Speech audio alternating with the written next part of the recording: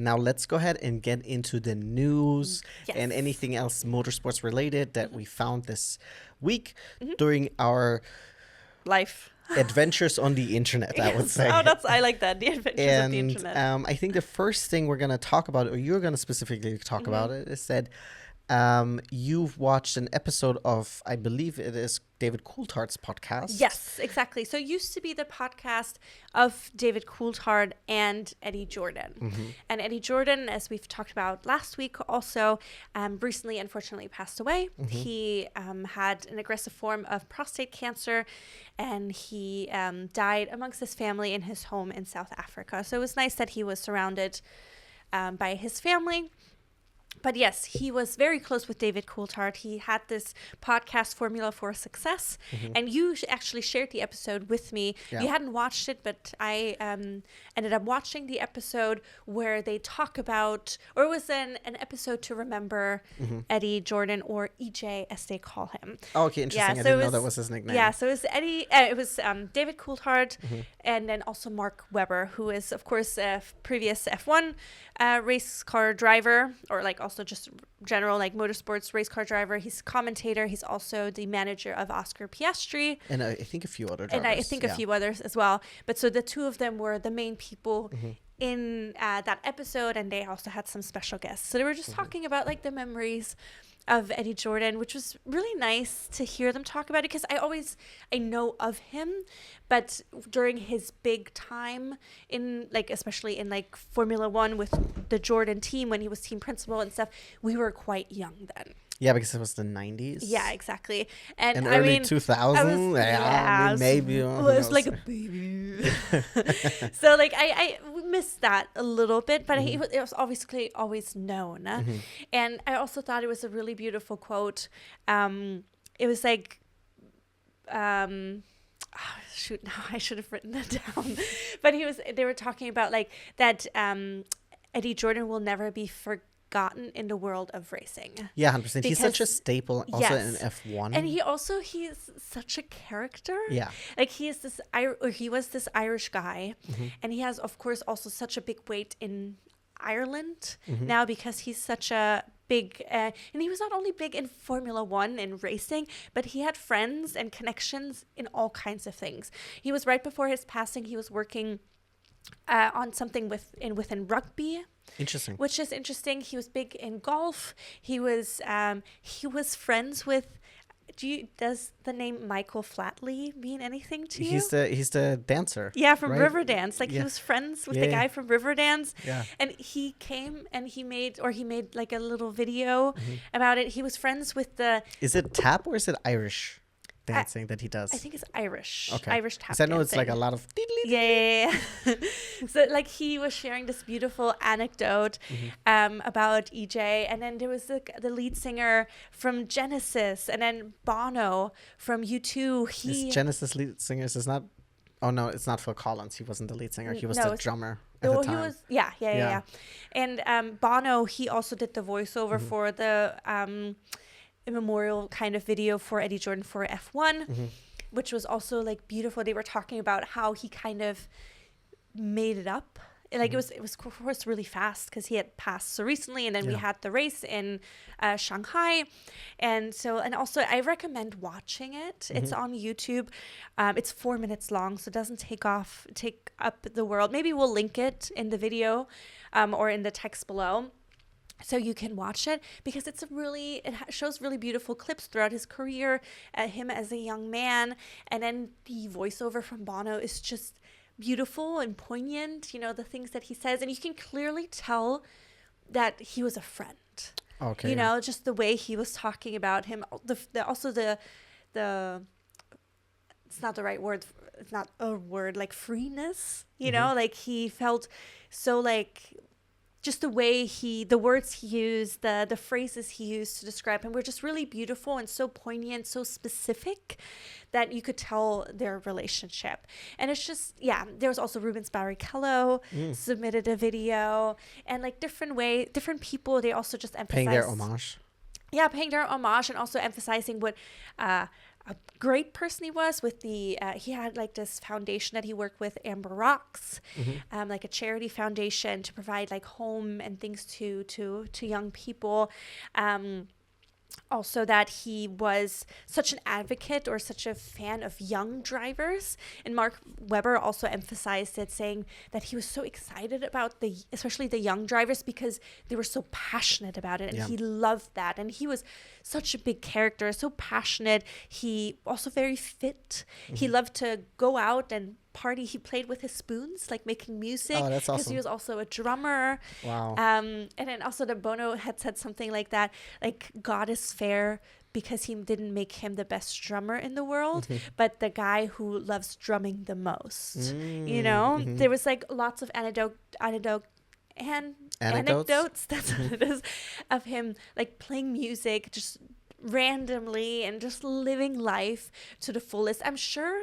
And I know that there is also stories of him where people didn't like him or like controversial, but you don't have to talk about those things when you're remembering somebody's life. Yeah. You know, also, like if it's not something like overtly horrendous, you know, it's fine to just celebrate someone's life. Yes. You know, who also meant a lot for so many people. Yes. And especially if you're a friend Yes. of this person, why would you then go there and be like, well, remember when Eddie did this? Yeah. You know, he ate my yogurt and I told him not to. Yes. You know, it's like, no, let's not. And, No. and there's a time and place for criticism, but not right now. No, exactly. Not in that moment. Yes. So it was really beautiful to see these different clips that people had sent in from all over the spectrum, from different moments of EJ's career. I call him EJ now. Ah, okay. From his like career, different points of time, because he was also a host of Top Gear at a point. Interesting. Okay. And so his partner in crime at that point was talking about how they were always mic'd up, like under a helmet, waiting. And then EJ, he didn't care. He just said whatever was on his mind.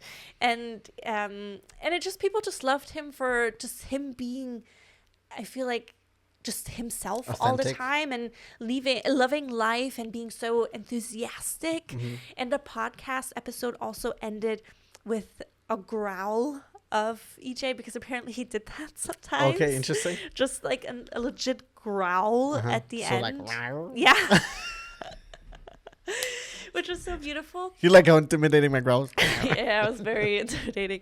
But a little bit the sad thing is that they're gonna take a break with the podcast right now, which makes sense. I could also see, especially if DC was as close to him, like this was something that was so it shared between the two of them. Yes. I could see that you're like, I need a little bit of distance from it to also like, because he's grieving a friend or loss of a friend too, right? Not just a business partner or whatever. I thought it was very interesting because DC commentated the Shanghai race.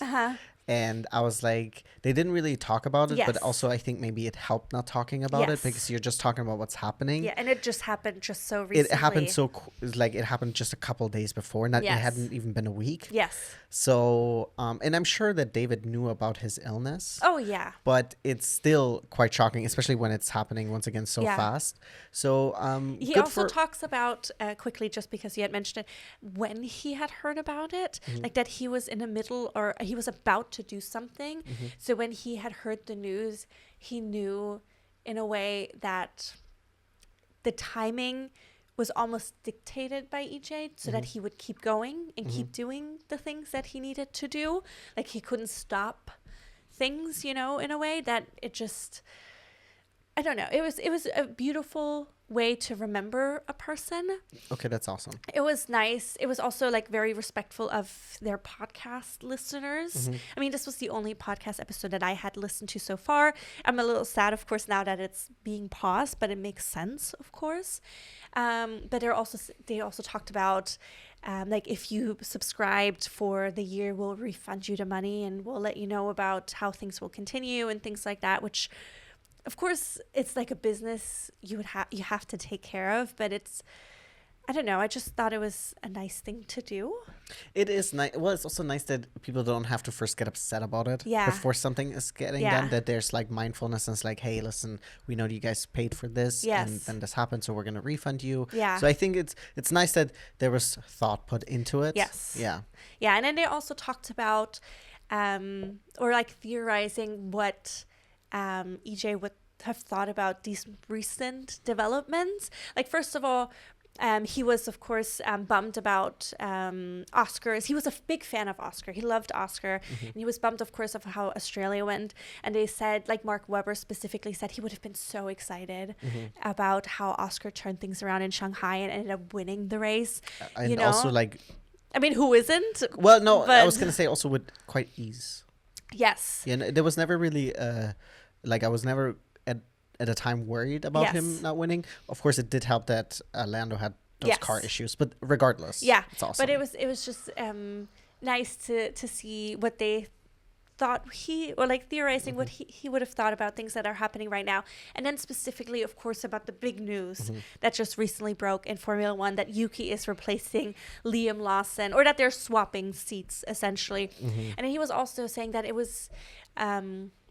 it's just such a bummer for Liam, of course. And then Mark Webber was specifically also talking about, like, in what a weird place Red Bull is right now, especially considering, like, Sergio was struggling with the car last season. Liam is coming in now. Granted, of course, he's a rookie driver, but he's struggling with the car. We'll see how Yuki will fare with the car. But if this is the same trajectory also for Yuki, potentially, of course, we don't know.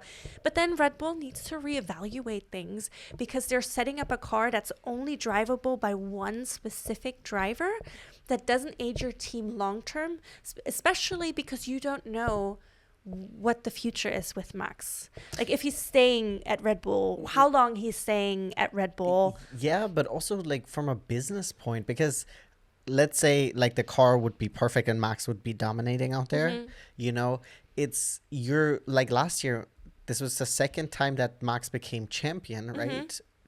The fourth time he became champion, but the second time where Red Bull then also didn't win the Constructors' Championship where they should have, and that's literally millions of dollars on the line. And I think with Red Bull, it seems like there is very much a power struggle within. There's a lot of issues within. Which we've noticed last season. Yeah, also. it's. I think it started when the owner of Red Bull died. Oh, Dietrich Markeschwitz. Markeschwitz, yeah. When he passed away, I think that's when the power struggle between Marco and Christian probably really started. Oh, speaking of Christian, he also sent in a video. Oh, that's awesome. Yeah, that was, or not a video, but like a voice message. That's nice. Which was really nice. That's a nice touch. The only team chef or team principal that had shown a video of. I'm not sure who they reached out to and yada yada, but they had a long-standing relationship. That's awesome. So it was nice to hear him speak kindly of EJ. Yeah, but going back to Red Bull, it is really, really, it's really frustrating. Yes. I'm not even a Red Bull fan. No. I'm more like, I like Max as a driver. I mean, he has his flaws, Yeah, but who doesn't?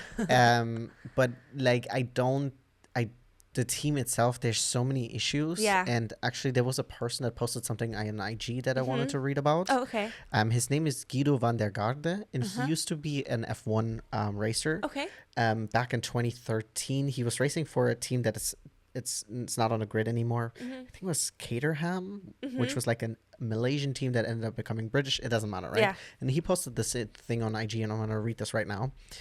And he said, he posted a picture of, it was Lawson, and then underneath he put, "I'm getting a bit tired of all the comments that F1 is the toughest sport yes, I'd seen in it. terms of performance, and when you're under deliver, you gotta face the consequences. Yes, you gotta perform. Yes, the pressure is insane, but in my opinion, this comes closer to bullying or a panic move than actually high athlete achievement. They made a decision, fully aware, gave Liam 2 races only to crush his spirit. Yeah. Don't forget the dedication, hard work, and success Liam has put in his career so far to achieve the level of where he is now.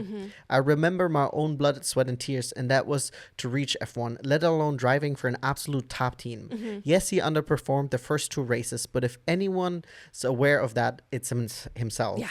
Perhaps he had suggested this himself, but if not, I wish Liam all the strength and courage to get to the grid in Japan. Trust yourself, get your head up, prove them wrong. And then also what I thought was very interesting and also really cool is that Max Verstappen, Pierre Gasly, Oscar Piastri, and Nico Hulkenberg all liked that post. Yeah. And it just shows that also clearly, like, there's so many drivers on the grid who are like you're, regardless of whether or not you like Liam, like, to do this to a young driver. Yeah, I get Liam is a little bit older than the other rookies, whatever, and he had already had a couple of races, but it's like, what was the thought process behind this? Because even if you like, if Liam now gets to Japan and his race doesn't turn out immediately great, right? If he doesn't get into the points, it's just gonna hurt him more. And I think also last year with Checo, like, I was tough on Checo, and like, in some of the things, like, sometimes I'm like, now I'm feeling like maybe I was harder on him than maybe I should have been.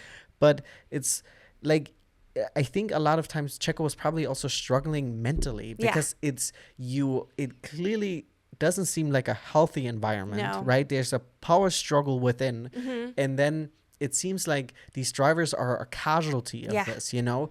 And if you would have done the logical thing, give Yuki, who is the experienced racer, who has done really well, and who also last year really showed that he is the driver to promote.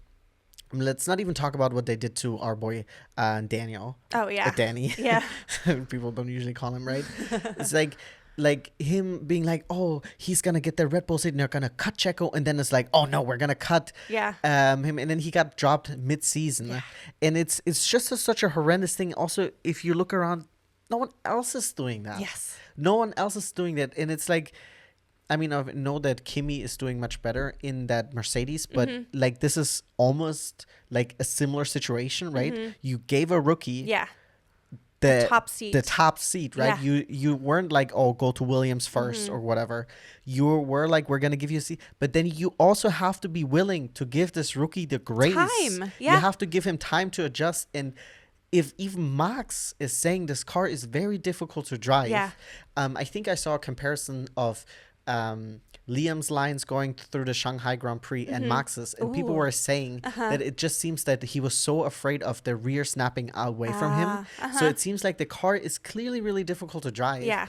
And it's so unfortunate. Like, Liam does not deserve it. You know, I'm not even a big Liam Lawson fan. You know, I've seen him, you know, in interviews. He seems really cool. I know that he raced in Super Formula. Yeah, he's a big Cars fan. Yeah, he's a big Lightning McQueen fan. Yeah. But it's so unfortunate. Unfortunate. And it really makes me dislike Red Bull racing organization. I mean, we called it as soon, I mean, we're not the only ones who did, but like, we did. I mean, immediately as soon as we knew Liam is getting the Red Bull seat, we were like, oh, well, he's probably going to get cut at some point during the season. I am surprised how soon it is happening, that they're giving him 2.5 races. Yeah, I mean, you know, how many races did they give Nick? They gave not even half a season, right? Yeah, but that's still more than 2 races, and the first race was just like, I mean, completely like atypical with the rain and everything. But it's just, I mean, it's also just so stupid. Like, why do you, if you don't believe in the driver, why do you invest into him? You know, if you're leaving the back door open, essentially. I mean, like, they always have the opportunity to. And then also, like, I had read a comment that Helmut Marko is like, oh yeah, Yuki's gonna do great. I'm like, just shut up. Like, then they should have given Yuki the seat from the beginning. I don't know if, like, Yuki is Helmut's guy and Liam is. I don't know what it is, and at this point I don't care. I think the only saving grace also for Liam is that there is no one else who could take the seat and he just be completely dropped, kind of like they did what they did to Nick De Vries. Yes. Or De Vries. Nick De Vries, Yeah, but it's just nonsense. Yeah. And I don't know. It's just so really, really unfortunate. I know that I saw this interview, or I saw this where Liam was like, they were saying that, well, it was his time in the car, you know, because I think they were asking him in relating to Yuki, because Yuki didn't get the thing, and like Liam was like, well, this is my turn, and he had whatever stuff. It was like, what else is he supposed to say? Is he supposed to sit there and be like, yeah, you know, you guys are right, I don't really deserve to be in the Red Bull, and I think I should probably be in the other one? Yeah. Like, what you know? Like, what kind of question is it? It's the same thing. I mean, not similar thing that happened when Laura Winter interviewed the rookies on like their round table, essentially. And they were and she was asking, oh, like, well, who do you think is going to be the best this season? It's like, everybody's going to say themselves, because everybody needs to back themselves. Here's the thing, you also, know? if and on athletes at that level, like if you're a professional athlete, and from what I've heard and what I've read, and this is irregardless of the sport, a lot of they do is also like visualizing like their wins, and like that, like is manifesting, what they're manifesting almost, and also like they're working towards it. Like if you're a sprinter, right? Yeah. You're visualizing the start, you're visualizing your blah blah blah, your steps, and then you like finishing and crossing the line first. Yeah. You're not visualizing coming in sixth. No. You're not visualizing someone else sitting in your car. Yeah. You're in the car, and you of course visualize yourself winning against Max Verstappen, right? That's just the way it is, and you have to have this attitude. If your attitude is not winning, then you don't belong in Formula 1. Yeah. Everyone like, on the grid wants to win, of course. You know? And of course you have to be your own biggest supporter, because clearly the people around you, especially also if you listen to the media, you know, race 1 after Australia, they Ferrari should have never signed Lewis, and then he wins the sprint race. You have to be your own biggest supporter. Yes. God damn, these people fuck me off. It is. I mean, I do hope Yuki does well, because I always wanted him in the Red Bull seat. Part of me is... I really hope so. Is nervous. Yes. Just because, and he also doesn't have much time, and there's also a lot of pressure. Also, his first race being at home, you know. But then also, on the other hand, is it weird that part of me is like, oh, maybe the trend of Red Bull...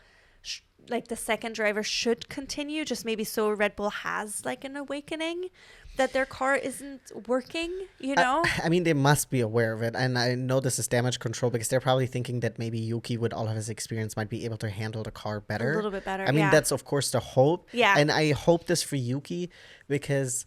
if this doesn't work out for Yuki, then I don't even know what Red Bull will do. They will have... Well, I think people were also talking maybe Colapinto or whatever. Yeah. But it's like, once again, Colapinto, like... It's a rookie. If he's gonna be in the it's not V car. What is it? Racing Bulls. Racing Bulls. Exactly. So we'll see.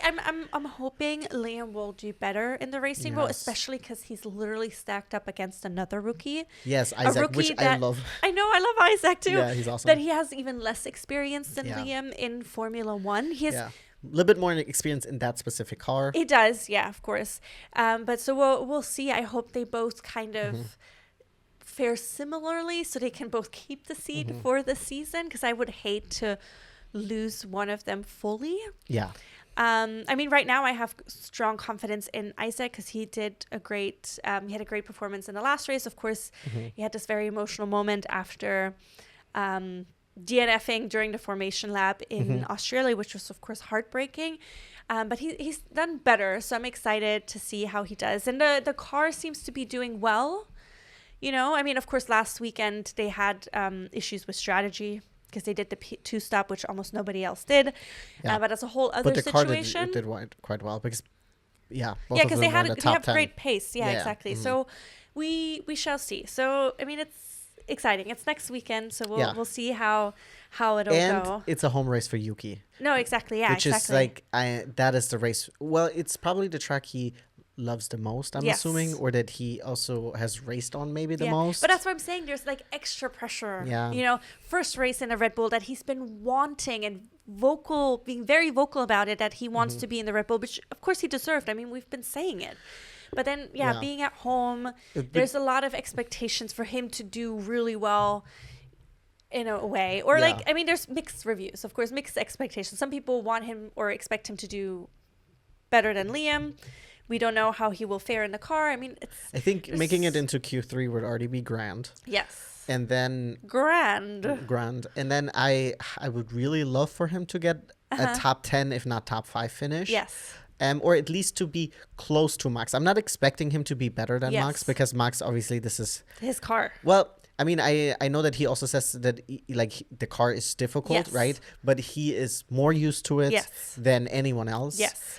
And so I'm genuinely hoping it'll be a good race for him. Yeah. We'll see. Do you have any other news? So I have two other F1 things. One I'm just going to briefly talk over because I don't know if you saw this, because there was this big headline that F1 is clamping down and forcing McLaren to change their rear wing because essentially there's where the flap opens for DRS, there's so much wiggle room that you're allowed to have. And so there was this big headline on they're gonna force their car and it's gonna impact their speed and all this stuff, right?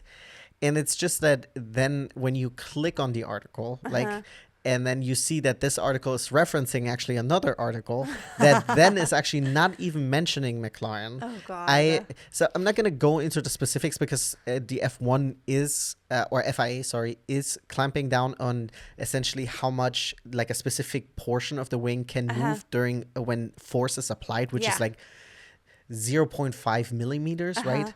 But I'm just bringing this up specifically not because I want to go over this regulation, because it's just a bunch of numbers and it seems like a lot, especially if you're listening to this.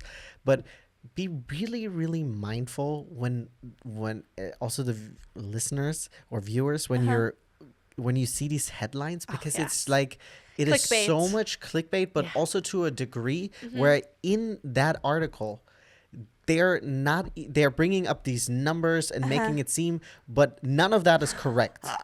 And it's really, really unfortunate. I'm going to say who published this. Yes. It's Racing News 365. And I don't know if you have an Android, and maybe for you, you've seen this before when when you swipe left and you get all the news. Yes. Or you swipe right and you see the news all.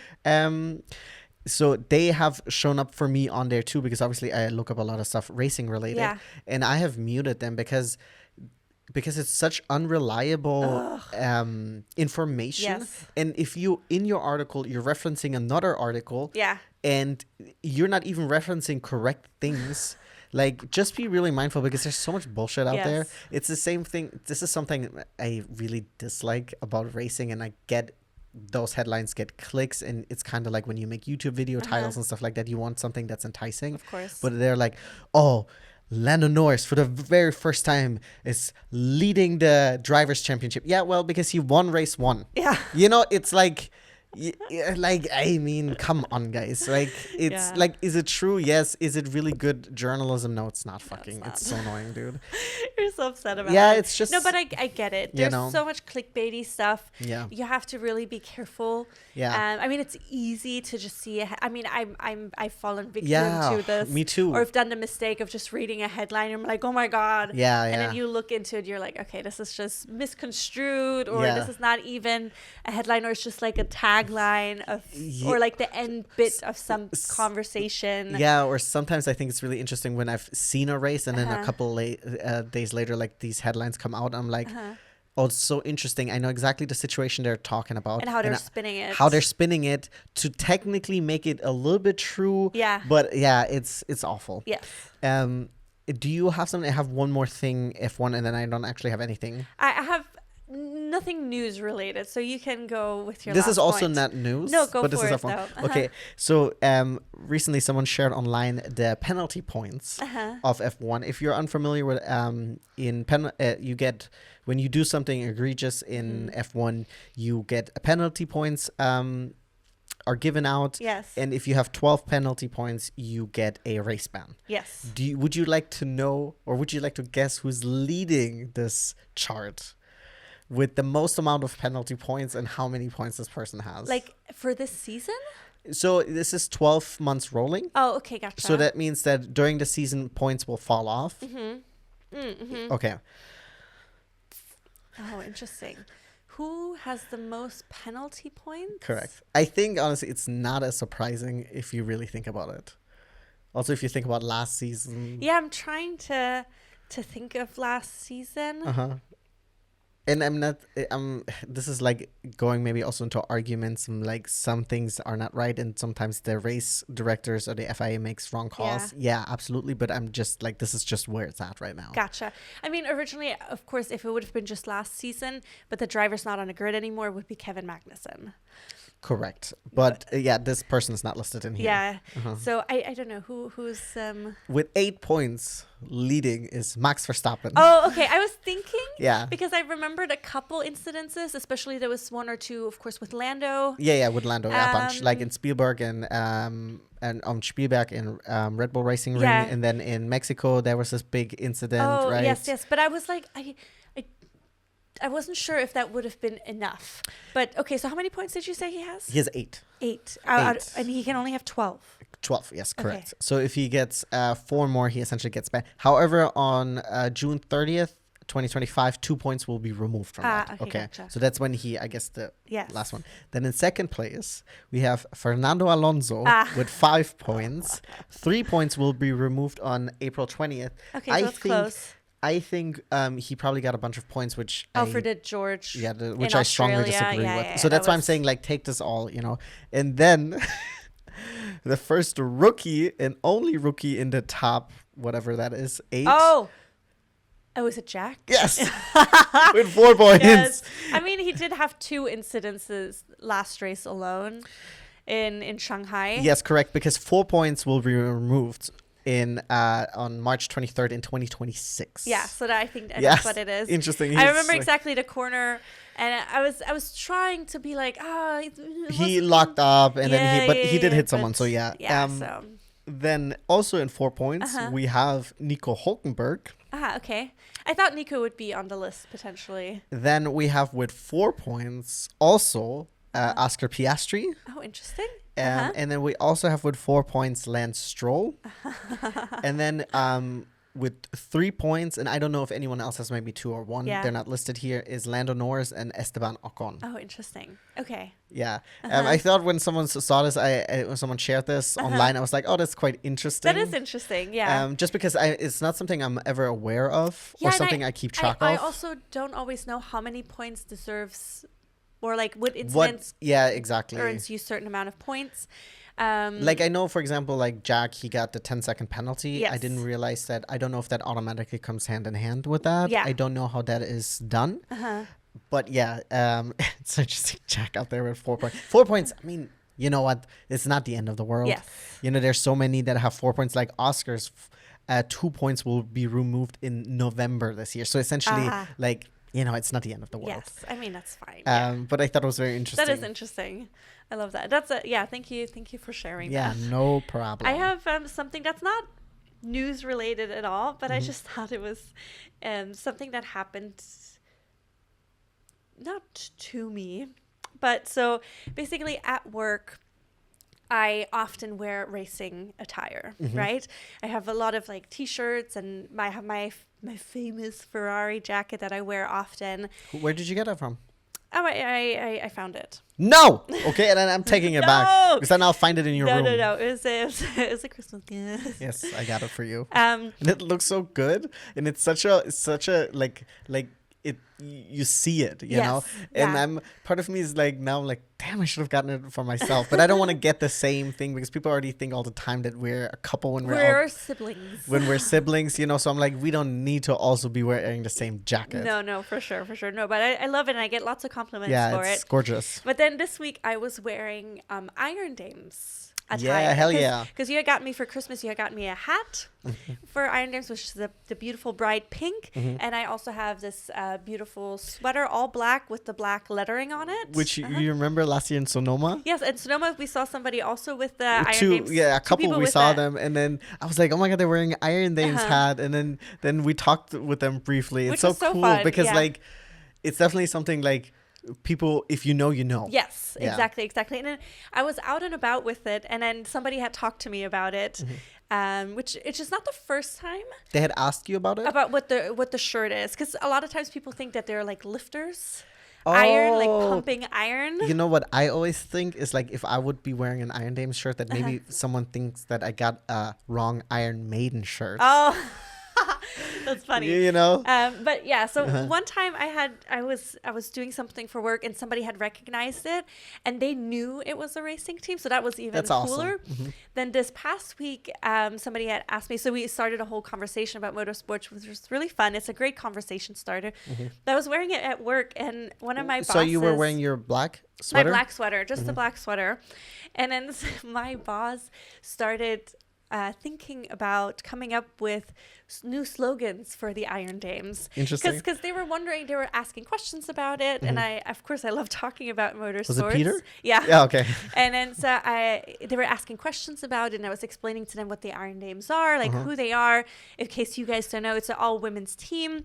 They do everything, or they come from the Iron Lynx, which is an Italian team with male racing drivers, but then they have now also the Iron Dames, which is an all women. Since 2019, I think. I don't remember exactly what year it is, but they do karting, they have rally, they do endurance, they do also like shorter sports car racing, and now they also have horseback racing as well. Yes.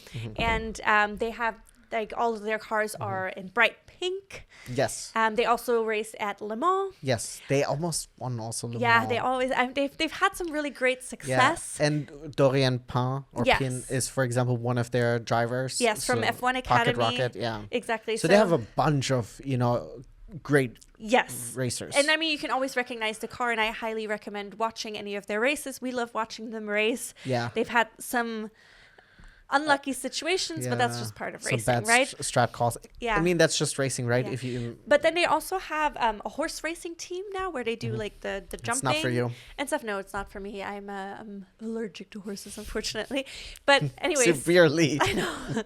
But so for whatever reason, my boss then started coming up with slogans or taglines. Do the Iron Dames have an official?